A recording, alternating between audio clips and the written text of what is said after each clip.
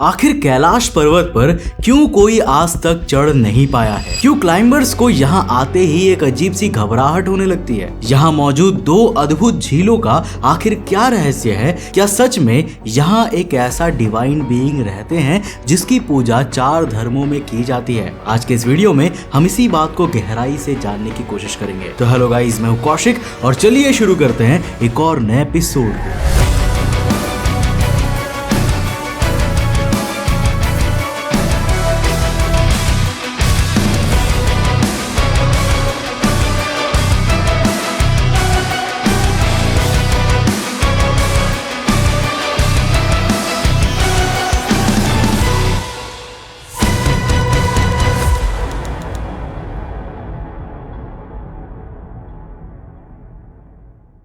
कैलाश पर्वत, जिसे कभी स्वर्ग की सीढ़ी भी कहा जाता है, भले ही दुनिया का सबसे ऊंचा पहाड़ ना हो, पर तब भी इसके रहस्य इसकी ऊंचाई से कई गुना ज्यादा दिलचस्प है। लगभग 7000 लोग माउंट एवरेस्ट पर चढ़ चुके हैं, लेकिन कैलाश पर्वत जो एवरेस्ट से कई गुना छोटा है और टॉप 100 हाईएस्ट माउंटेन्स के लिस्ट में भी नहीं आता है, उसमें आज तक कोई भी नहीं चढ़ पाया। 20वीं सदी के एंड में कुछ साइबेरियन क्लाइंबर्स ने कैलाश की चोटी तक जाने की कोशिश की थी और इसके सिर्फ 1 साल पहले ही उनके जैसा ही एक ग्रुप कैलाश पर से गायब हो गया था। इसीलिए वो लोग पहले से बहुत डरे हुए थे। उनकी चढ़ाई के कुछ घंटों बाद उन्हें रियलाइज हुआ कि उनकी बॉडी बहुत ही अजीब तरीके से रिएक्ट कर रही थी। उनके बाल और नाखून काफी तेजी से बढ़ रहे थे।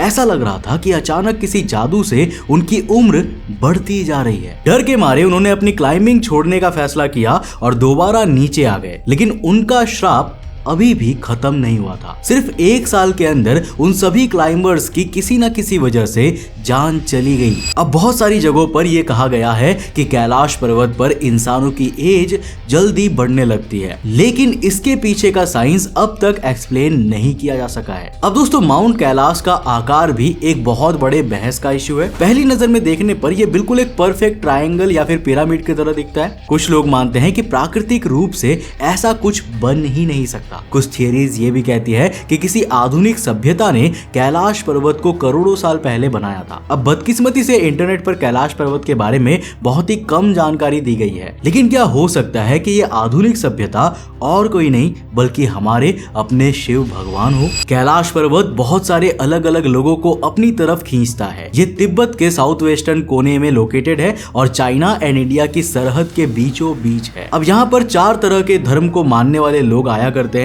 हिंदुइज्म, बौद्धिज्म, जैनिज्म और बोन। और चारों ही धर्म के लोग कैलाश को पवित्र मानते हैं। इसके अंदर से 4 नदियां बहती है जो हर एक कार्डिनल डायरेक्शन की तरफ जाती है। इंडस नदी उत्तर की तरफ जाती है, सतलज नदी पश्चिम की तरफ जाती है, ब्रह्मपुत्र नदी पूरब और कर्नाली नदी दक्षिण की तरफ जाती है।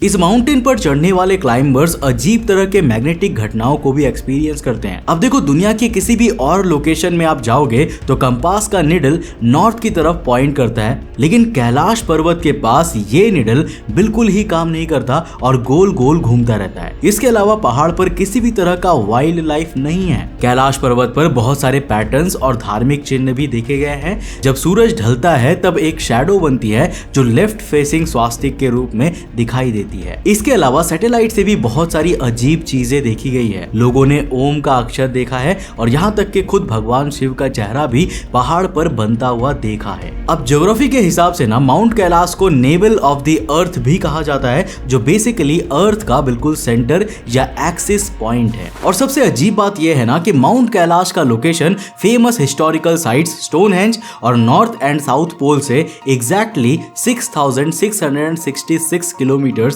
दूर है। कैलाश पर्वत के पास 2 झीलें हैं, मानसरोवर और राक्षस ताल। मानसरोवर को दुनिया का सबसे ऊंचा फ्रेश वाटर लेक माना जाता है, जो बिल्कुल सूरज की तरह एकदम गोल है और कभी भी ठंड या बर्फ में नहीं जमता। ये साल भर शांत और खूबसूरत दिखता है। वहीं इसका जस्ट उल्टा है राक्षस ताल या डीमंस लेक। ये झील बेहद ही सॉल्टी है और यहाँ पर किसी भी तरह का एक्वाटिक लाइफ भी नहीं है। लोकल लोग कहते हैं कि राक्षस ताल कभी कभी पूरी तरह से खाली हो जाता है और अपने पीछे कीचड़ भरी धरती छोड़ जाता है, लेकिन फिर अचानक ही वो वापस भी आ जाता है जैसे कभी गायब ही ना हुआ हो। इस अजीब बिहेवियर की वजह से इसे द घोस्ट लेक का भी नाम दिया गया है। उन साइबेरियन क्लाइंबर्स की भयानक घटना के अलावा दूसरे क्लाइंबर्स के साथ भी अजीब चीजें हुई है, जैसे कि कुछ क्लाइंबर्स पहाड़ पर चढ़ते चढ़ते अचानक ही एकदम सीधे रास्ते पर पहुंच जाते थे। एक सेकंड पहले मौसम साफ रहता था, फिर अचानक ही बहुत तेज हवाएं चलने लगती थी और क्लाइंबर्स को नीचे उतरना ही पड़ता था। कुछ क्लाइंबर्स जिन्हें सालों का एक्सपीरियंस होता था ना, और जिनके लिए पहाड़ प्रैक्टिकली घर की तरह होते थे, उनकी तबीयत अचानक खराब हो जाती थी और उन्हें अपना मिशन कैंसिल करना पड़ता था। अब एक क्लाइंबर कोलोनल विल्सन ने यह कहा था कि ऊपर तक जाने के लिए उन्होंने एक बहुत ही आसान रास्ता ढूंढ लिया था, लेकिन फिर अचानक ही बहुत तेज बर्फ गिरी और उनका रास्ता पूरी तरह से ब्लॉक हो गया। भारत के करोड़ों लोगों के लिए ये पहाड़ एक धार्मिक स्थल है जो बेहद ही पवित्र माना जाता है, लेकिन सिर्फ हिंदू ही नहीं, दूसरे धर्म और यहाँ तक के दूसरे कंट्री के लोगों ने भी इसके अजीब सी पावर्स को महसूस किया है। रशियन माउंटेनियर सेर्गेई चिस्त्याकोव ने अपना एक्सपीरियंस बताते हुए ये कहा था कि पहाड़ पर चढ़ते वक्त उनका दिल बेहद ही तेजी से धड़क रहा था। हर मोमेंट पर उन्हें लग रहा था कि अब मुड़ जाना चाहिए या अब इसके आगे नहीं जाना चाहिए। उन्होंने पहाड़ से ऐसे वाइब्रेशंस निकलते हुए फील किए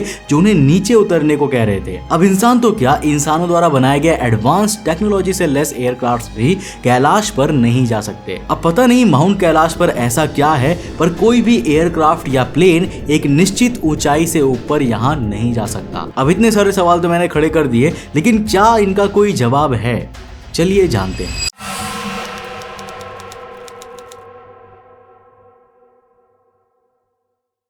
तो देखो दोस्तों, करेंटली हमारे पास दो थियरीज है जो सबसे ज्यादा फेमस है और जो अपने आप में बहुत ही इंटरेस्टिंग है। सबसे पहली बेसिक और फेम आउट थियरी है एक्स्ट्रा टेरेस्ट्रियल या एलियंस की। लेकिन रुकिए, ये एलियंस और कोई नहीं बल्कि हमारे हिंदू भगवान ही हैं, जिनकी कहानियां हम बचपन से सुनते आ रहे हैं। देखो, साइंटिफिक थियरीज कहती है कि कैलाश पर्वत एक एक्स्ट्रा टेरेस्ट्रियल स्पेसक्राफ्ट हो सकता है जिसे बेहद ही एडवांस टेक्नोलॉजी से ढक के रखा गया हो। वहीं हिंदू माइथोलॉजी के मुताबिक कैलाश पर खुद भगवान शिव जी रहते हैं, जिनके पास अनगिनत शक्तियां हैं। हिंदू ग्रंथों में ऐसी ऐसी बातें कही गई है जो आज के मॉडर्न टेक्नोलॉजी से बिल्कुल मेल खाती है।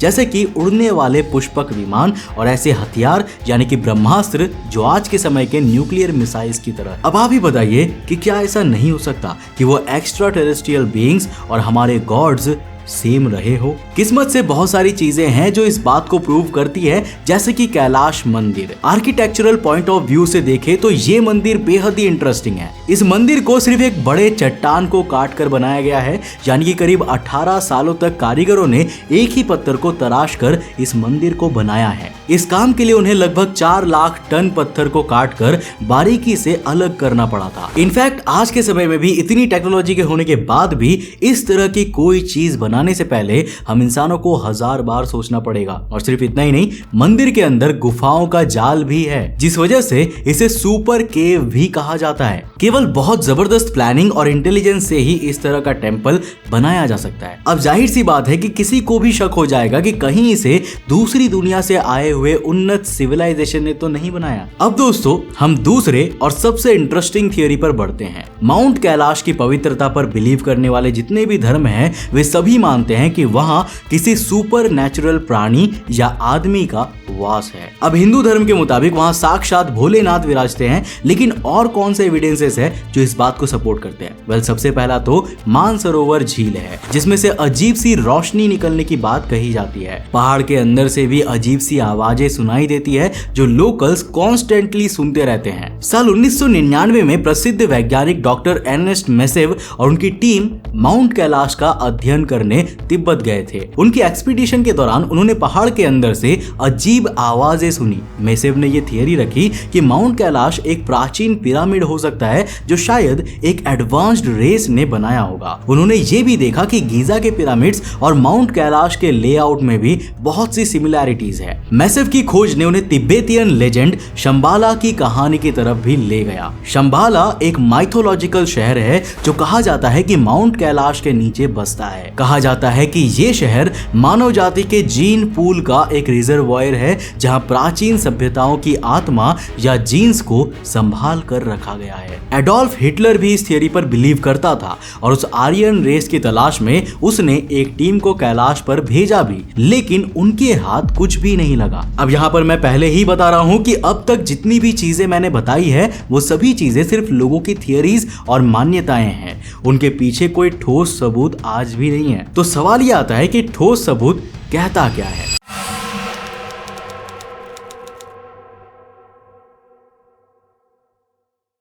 चलिए अब इसे जानते हैं। सबसे पहले अगर कैलाश पर्वत के परफेक्ट पिरामिडल शेप की बात करें तो वैज्ञानिकों का मानना है कि ये किसी सुपरनैचुरल फोर्सेस की वजह से नहीं बल्कि जियोलॉजिकल रीजंस की वजह से हुआ है। क्वार्टरनरी पीरियड के वक्त यानी कि ऑलमोस्ट 2.6 मिलियन साल पहले अर्थ पर बहुत सारे चेंजेस हो रहे थे और ये पहाड़ भी उसी वक्त फॉर्म हुआ था। देखो इस माउंटेन के जो शार्प एजेस और स्मूथ साइड्स है ना वो सब ग्लेशियल एक्टिविटी से फॉर्म हुआ था। कैलाश पर्वत पर जो बर्फ का डिस्ट्रीब्यूशन है वो भी काफी इंटरेस्टिंग है। देखो नॉर्मली सदर्न स्लोप पर कम बर्फ होनी चाहिए क्योंकि उस साइड से डायरेक्ट सनलाइट पहाड़ पर गिरती है, लेकिन उल्टा साउथ की साइड पर बर्फ जमी रहती है और नॉर्थ साइड ऑलमोस्ट खाली रहता है। इसकी वजह यह है कि साउथ साइड इंडियन ओशन को फेस करके है, जिस वजह से समर और मॉनसून में ज्यादा प्रेसिपिटेशन होता है और ज्यादा बर्फ फॉर्म होती है। अब ये आइडिया कि किसी सुपरनैचुरल कारणों की वजह से माउंट कैलाश पर कोई हवाई जहाज नहीं उड़ता, इसे भी साइंटिफिकली एक्सप्लेन किया जा सकता है। देखो कैलाश पर्वत सी लेवल से ऑलमोस्ट 4000 मीटर्स ऊपर है। टेक्निकली यहाँ से प्लेन्स उड़ाया जा सकता है, लेकिन पायलट्स जानबूझकर इस रिस्क को अवॉइड करते हैं। अब यहाँ पर चांसेस है कि केबिन का प्रेशर गिर जाए और पैसेंजर्स को सांस लेने में तकलीफ हो, और वैसे भी इसके ऊपर से प्लेन को उड़ने की जरूरत भी नहीं पड़ती है। कैलाश पर्वत की जियोलॉजी भी काफी यूनिक है। इसके आसपास के पहाड़ मोस्टली सेडिमेंट्री रॉक से बने हुए हैं, जबकि कैलाश पर्वत एक रेयर ब्लैक रॉक मटेरियल से बना है। अब जिन भी क्लाइंबर्स ने ऐसा कहा है कि ऊपर चढ़ते वक्त वो रास्ता भटक जाते हैं या फिर कंफ्यूज और एंग्जियस हो जाते हैं, वो प्रोबेबली इस पहाड़ के जियोलॉजी की वजह से हो सकता है। अब एक चीज है जिसे वैज्ञानिक एक्सप्लेन नहीं कर पा रहे हैं, मानसरोवर और राक्षस ताल। देखो ये दोनों ही झीलें एक दूसरे के बेहद ही करीब है, लेकिन इनके कैरेक्टरिस्टिक्स एक दूसरे से बिल्कुल अलग है। वैज्ञानिक अब तक इसके पीछे का जवाब ढूंढने की कोशिश कर रहे हैं। अब जहां तक टाइम ट्रैवल वाली थियरी की बात है, जिसमें क्लाइंबर्स रैपिडली एज करने लग जाते हैं,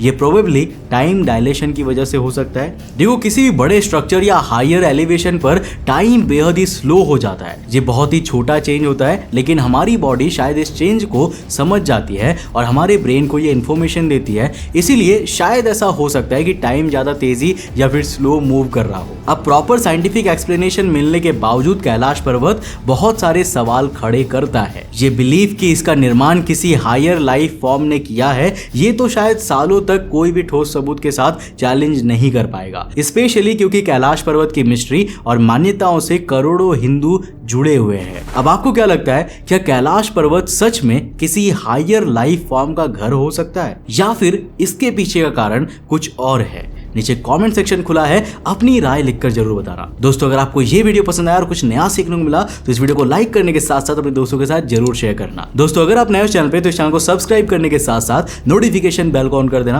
अब अगर आपको ये वीडियो पसंद आया ना तो मैं आपको रेकमेंड करूंगा कि आप अगली वीडियो इसे जाकर जरूर देखना, जिसमें हमने बात किया है द पोल्टरगाइस्ट ऑफ एनफील्ड। दरअसल नॉर्थ लंदन में एनफील्ड नाम का एक शहर था जिसमें कि एक घर हुआ करता था। उस घर में एक सिंगल मदर अपने 2 बच्चों के साथ रहती थी। अब उस घर में ना कुछ बहुत ही अजीब चीजें होने लगी थी, ऐसी अजीब चीजें जिसे केवल उस घर के लोगों ने नहीं देखा बल्कि आसपास के पड़ोसी ने भी देखा और बहुत सारे मीडिया के लोगों ने भी देखा। अब जैसे जैसे इस हॉन्टेड घर की खबर फैली, ब्रिटिश मीडिया ने हॉक्सन फैमिली को घेर लिया। अब ये कहानी बहुत ज्यादा फेमस हो गई, लेकिन इसके साथ ही कई लोग इसके पीछे के राज को भी खोलने लगे कि कैसे ये सब कुछ और नहीं बल्कि एक फेक स्टोरी है। पर क्या वो कहानी सच में फेक थी या फिर वहाँ सच में कोई पोल्टरगाइस्ट यानी कि कोई डरावनी आत्मा थी? जानने के लिए इस वीडियो को जाकर देखो, बहुत ही इंटरेस्टिंग है। मैं मिलता हूँ आपको नेक्स्ट एपिसोड के साथ, तब तक के लिए बाय, जय हिंद।